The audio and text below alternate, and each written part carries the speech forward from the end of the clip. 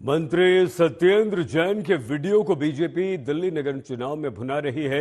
BJP आरोप लगा रही है कि आम आदमी पार्टी ईमानदारी का स्वांग रचती है, जबकि आम आदमी पार्टी ने एमसीडी के चुनाव में कूड़े को मुद्दा बनाया है। और इस सब के साथ दिल्ली नगर निगम के चुनाव में एक से बढ़कर एक दिग्गज प्रचार कर रहे हैं।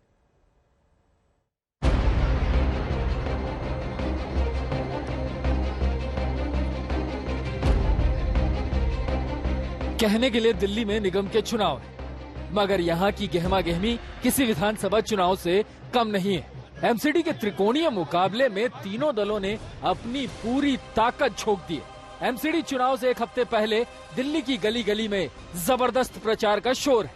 प्रचार के जरिए हर पार्टी का जोर है। दिल्ली के इलाके नारों और वादों से पटे पड़े हैं। दिल्ली वालों को लुभावने के लिए सभी राजनीतिक दल अपने अपने पासे फेंक रहे हैं। जीत के लिए अपनी राह के सारे कील कांटे दुरुस्त किए जा रहे हैं। इसी कड़ी में बीजेपी अध्यक्ष जेपी नड्डा ने दिल्ली में प्रचार का जिम्मा खुद संभाला। देखिए, दिल्ली के वजीरपुर इलाके में ये बीजेपी अध्यक्ष जेपी नड्डा का रोड शो है। जनता के बीच जेपी नड्डा दम भर रहे हैं कि इस बार भी एमसीडी पर बीजेपी का ध्वज लहराएगा। दिल्ली का मतदाता बीजेपी को जिताएगा। आंखों में धूल झोंकने वाली ये जो आम आदमी पार्टी है, इसको लोग सबक सिखाना चाहते हैं और इसलिए भारतीय जनता पार्टी को आशीर्वाद देने के लिए आतुर हैं। जो मैं उत्साह मैंने देखा, वो मुझे कोई नहीं मिला जो किसी और तरफ वोट देने के लिए इच्छुक है। सभी कमल के निशान पर, आदरणीय मोदी जी की नीतियों पर और इसके साथ साथ दिल्ली के विकास के लिए एक नई कहानी लिखने के लिए लोगों ने अपने आप को मन बना रखा है। बीजेपी जहां एक बार फिर एमसीडी चुनाव में जीत का विश्वास जता रही है, तो आम आदमी पार्टी इस बार एमसीडी में बदलाव की लहर बता रही है। आम आदमी पार्टी ने इस एमसीडी चुनाव में कूड़े के पहाड़ को मुद्दा बनाया। दिल्ली में गंदगी का आरोप बीजेपी पर लगाया है। साथ में ये वादा लहराया कि दिल्ली में जिस तरह से आपकी सरकार ने तरक्की की राह बनाई है, ठीक वैसे ही एमसीडी में जीतकर दिल्ली को सुंदर बनाएंगे। आम आदमी पार्टी एमसीडी के इलेक्शन में जरा सी भी ढिलाई नहीं बरतना चाहती है। इसीलिए सीएम केजरीवाल समेत पार्टी के नेता लगातार प्रचार में जुटे। एमसीडी की सत्ता में बदलाव के जरिए दिल्ली के कायाकल्प की बात कर रहे हैं। आम आदमी पार्टी दिल्ली सरकार के काम के नाम पर वोट मांग रही है।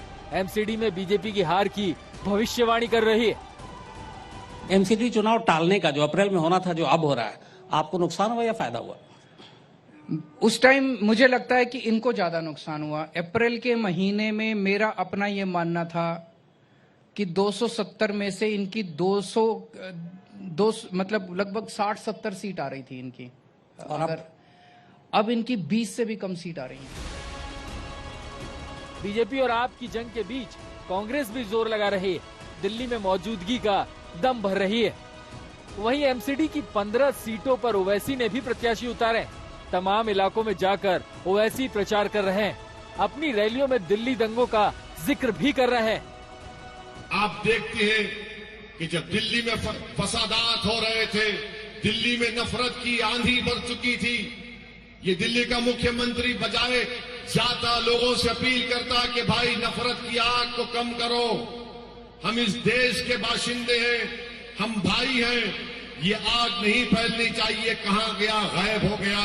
और कहां जाता है महात्मा गांधी के राजघाट पर जाकर अपने मंत्रियों को लेकर आंख और मुंह बंद करके बैठ जाता है।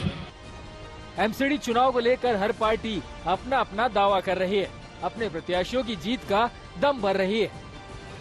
आने वाले दिनों में एमसीडी का ये प्रचार युद्ध और तेज होगा, लेकिन प्रचार के शोर के बीच अंतिम फैसला दिल्ली की जनता के हाथ में होगा। दिल्ली से पंकज जैन के साथ आज तक ब्यूरो।